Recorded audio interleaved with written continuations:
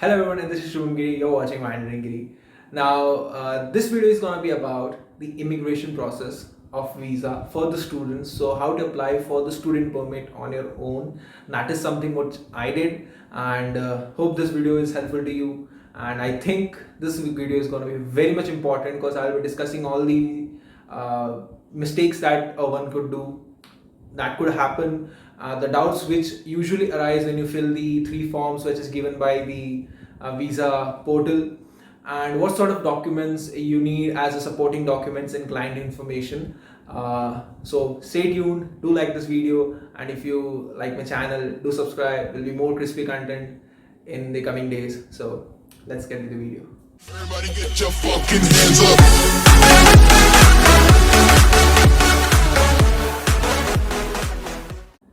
So the first segment of the video is what are the ways that you would apply to visa. Firstly is, of course, you can go to an agent and they would do the process. Second is the free agents such as IDP counselors, and they could help you with the process. But then to be self-sufficient and to do your application on your own is very much necessary, as you are going to 5,500 miles, maybe more, towards Canada or maybe whatever country you are thinking of. And if you think like these small documents, these small processes need someone's help, that is true, that someone's help is required. That is why I'm making this video. But to be totally dependent on someone for this particular process, the answer is totally no. It's very easy, very simple, and it's really very easy for SDS people, even for the non-SDS people. So now, what sort of documents you need to apply for an SDS visa, that is Student Direct Stream Visa. And if you don't know what is the difference between a non-SDS and an SDS student, do watch my video. I did make a video about the comparison of non-SDS and SDS. I will make sure I will keep the link in the description. So go watch it. So now, if you are applying to an SDS category, so the first and the foremost document that is utmost necessary is your letter of acceptance, the IELTS, all your transcripts. That means a single transcript in which all your mark sheets, scores are mentioned by the university. It's an official document, so get that. The most important one, yet people forgot about it, is your photo. Do remember to get your photos as per as the visa standard. It's very easy. Just take that PDF, or even if you are living in a good city, so if you tell the photographer that you need this particular photo for the visa process, so he will be giving you the form. They already know the format. So get your photos done. So meanwhile, when your fees and everything is going on, make sure that you have completed all these steps, so that when the receipt arrives, that is something I was totally not sure that I would be able to apply my visa before 15th, but then I did, because all these steps, all these processes were already done for me. Now, talking about forms, there are three forms that it is required to be filled for the visa application under SDS or even non-SDS. So the form is as same as the same for SDS and non-SDS. So first is your personal information form, in which you will not have the UCI number. Please, if you have seen this particular part of the video, that will be really very helpful to you. Don't think that you will be having an UCI number when you create a GCK account. So how do you create a GCK account?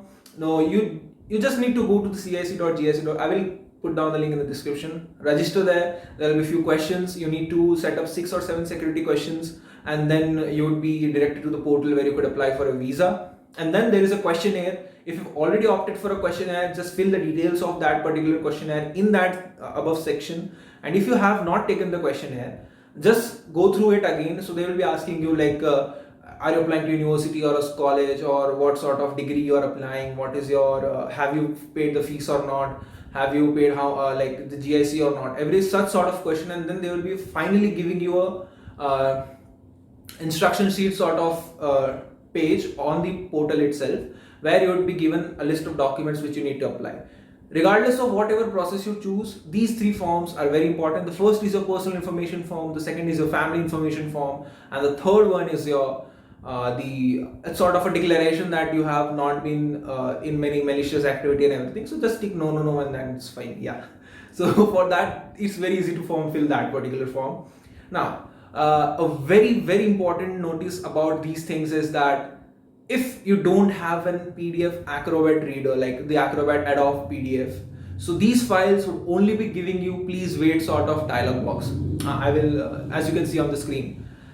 But download the Acrobat from the official sites. It's free of cost. You don't need to pay for it, and you can write your details of the form once you have downloaded that, and it will open. So there will be dialog box with red marks. So fill that up. UCI, you won't be having if you're applying for the visa for the first time, so you don't need to worry about that.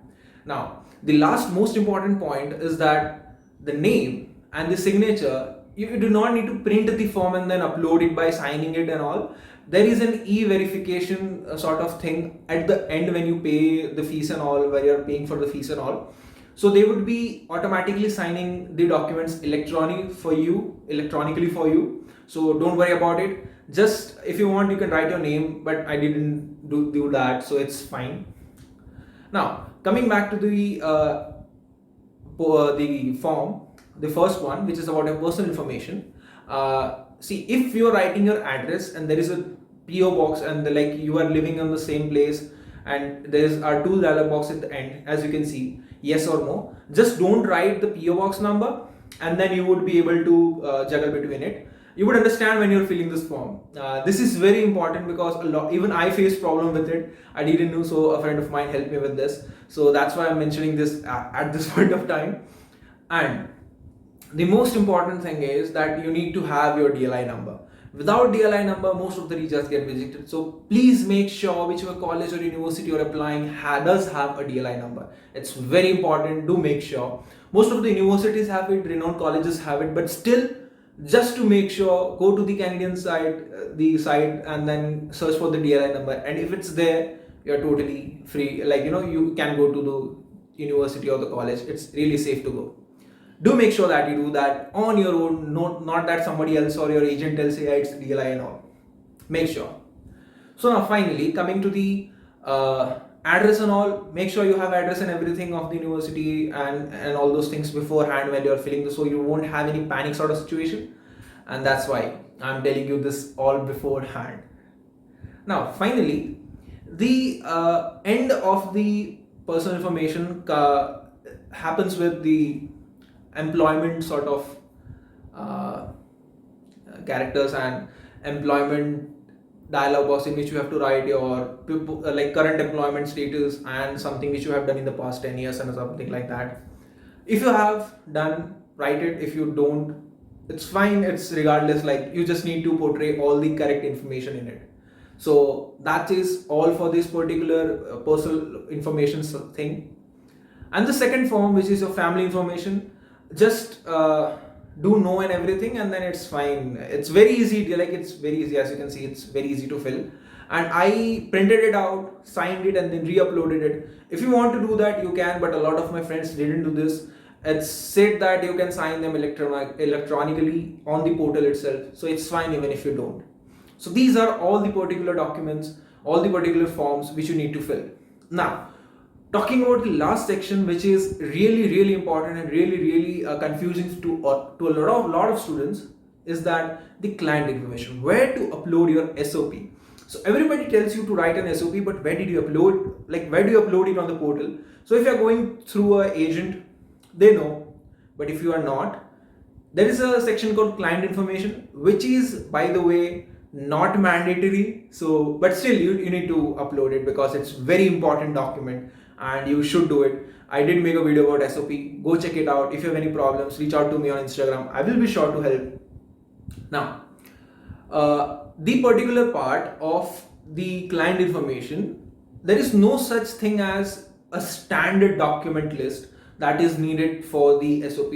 But make sure that your SOP is around 1000 words, where you write that you would not be residing in Canada for your after education for employment and everything. Make sure you write that line very thick and clear, and then you need to upload your 10th and 12th mark sheets. See, I will only be listing the things there which I uploaded.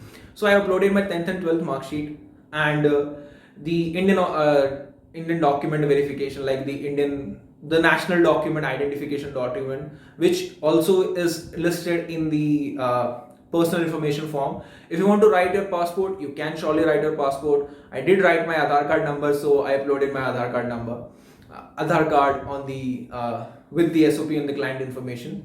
And the final thing was my degree, which is not been uploaded. So I just made sure that all the documents which are supporting to my LOR or the SOP, which are not in the list which I have uploaded, I will upload those. So this is what sort of a simple understanding. And for SDS people, you don't need to upload your proof of financial documents or everything. It's fine if you don't, because you've already paid your 1 year fees and you've already paid your GIC. So you are more than enough qualified for that. So this pretty much concludes this video. And if you have any doubt, it's very vast and there are a lot of problems, lot of discussions going on with this particular topic. There are a lot of doubts regarding these visa filing and all. Reach out to you on Instagram. If it's something which I can help with, I will surely be replying to you, because not many messages like I don't get that many messages on Instagram, and I am quite active on there.